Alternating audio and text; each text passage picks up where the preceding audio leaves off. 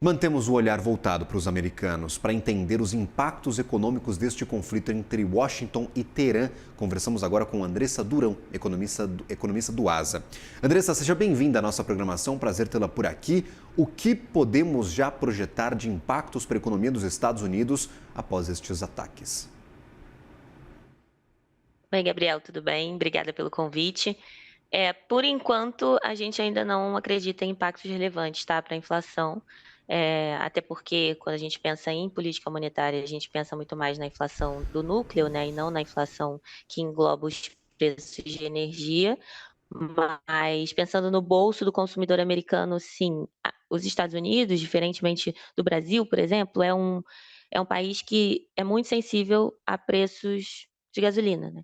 Então, uma alta no preço do petróleo impacta os preços de gasolina super rapidamente, e aí você, em teoria, já sentiria muito rápido, no bolso, sendo um consumidor americano, o que provavelmente faria com que você tivesse que de certa forma, substituir ali dentro da sua cesta de consumo, né, você perde um pouco de poder de compra, mas, por enquanto, o cenário base ainda é de que o impacto é um impacto pontual.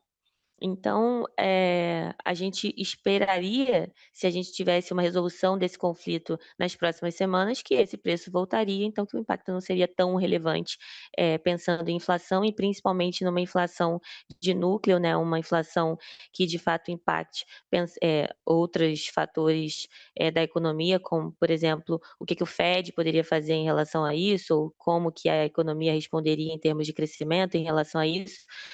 Pensando só no impacto inflacionário pontualmente, a gente acha que poderia ter um impacto agora na inflação do consumidor americano por ser sensível à gasolina, mas, seria algo passageiro. Agora, a grande preocupação é se a gente vai ter esse fechamento ali do Estreito de Hormuz por mais tempo, né, mais do que 2 semanas, por exemplo, de modo que impacte não só, os fluxos de petróleo, mas também a produção dos países produtores de petróleo, e aí, de fato, você teria um impacto mais geral da cadeia, né, e aí isso levaria não só ao aumento de preço nos Estados Unidos, mas em vários países, e aí toda a cadeia sendo prejudicada, você teria um efeito secundário nos preços e poderia impactar os núcleos. Mas por enquanto é só um risco, né, a gente ainda acha que não vai ter um impacto tão relevante, tá. Perfeito. Eu estou dando uma olhadinha nas projeções de cortes de juros para os Estados Unidos. O mercado colocava até 3 cortes para este ano. E agora as probabilidades de termos 3 cortes praticamente sumiram. E o terceiro corte foi levado lá para o finalzinho de 2027, nestas contas hoje feitas pelo mercado. Talvez esse ponto final, esse destino do ciclo de cortes de juros nos Estados Unidos pode mudar, mesmo que os impactos inflacionários sejam pouco duradouros? Quais são as consequências de uma guerra normalmente para a política monetária? Então, os impactos de uma guerra, no caso, essa guerra que especificamente atinge países produtores de petróleo e pega exatamente uma passagem importante, né, do fluxo de petróleo que, como todo mundo vem dizendo, né, atinge 20% aí do consumo global, do da importação, né, de petróleo global. Então, claramente, o impacto de uma guerra, no geral, é um pouco diferente dessa, né. No geral, você não necessariamente você vai ter um choque de oferta em alguma commodity específica, você vai ter um movimento geral de aversão ao risco, então vai impactar moedas como tem impactado, vai impactar ouro como tem impactado, mas pensando em commodities, você tem um impacto e um choque, pior agora que fez com que você tivesse uma alta muito relevante sobre petróleo e sobre gás, mas é por conta da região, né. Então essa guerra especificamente, ela tem um impacto pior para commodities, energéticas e de certa forma acaba impactando um pouquinho as commodities metálicas por um outro fator. No geral, a guerra ela seria um movimento de aversão ao risco que levaria commodities para baixo. Nesse caso, por ser Oriente Médio, você tem esse impacto altista em petróleo e gás. No final, você tem uma questão ali, né, de tempo que a gente comenta que é um pouco desproporcional, conforme as semanas vão passando. Então, o impacto do petróleo hoje ele é um, mas se você tem 2 semanas de fechamento do bloqueio, você tem um impacto que ele pode dobrar e depois ele vai crescendo conforme essas semanas vão passando. Então, não é algo proporcional. A gente pode ver um cenário muito pior caso essa guerra acabe se estendendo. Custo para atividade. O outro ponto. Eu só queria levantar essa questão de custo para atividade no mundo. A gente pode esperar talvez a economia crescendo menos, com todos investindo mais em arma do que em desenvolvimento econômico em geral? São vários impactos, né.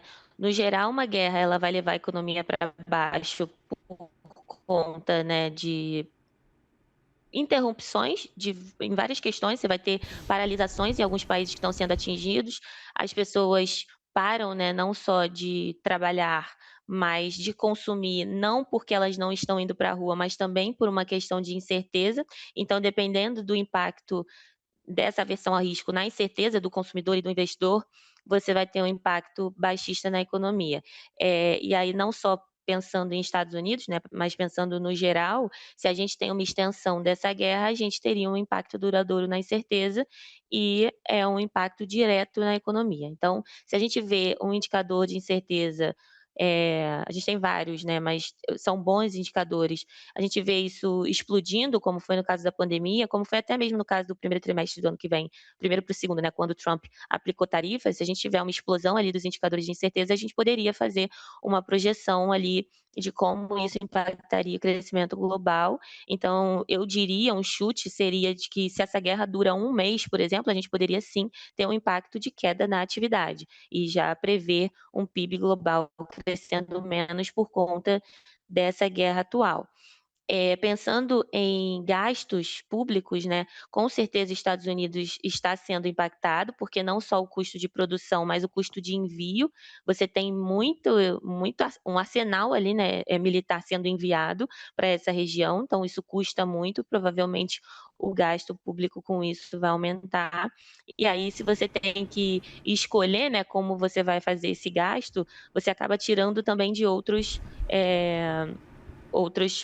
pontos ali da sua economia, então talvez se eles fossem fomentar algum outro tipo de estímulo dentro da economia, mas eles têm que substituir esse gasto por um gasto em defesa por conta do que tem acontecido, e aí dentro do orçamento que já é engessado, você não consegue ampliar o gasto público, às vezes você vai tirar um estímulo que poderia ir para o consumidor de alguma forma.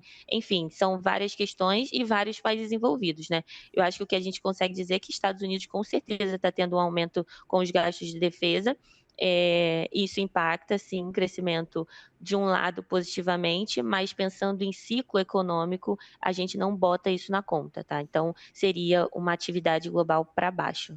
Obrigado, Andressa Durão, pela conversa conosco, por atender ao nosso convite. Até uma próxima, minha cara. Um bom trabalho a você. Tchau, tchau. Valeu, Obrigada a tchau, vocês. tchau.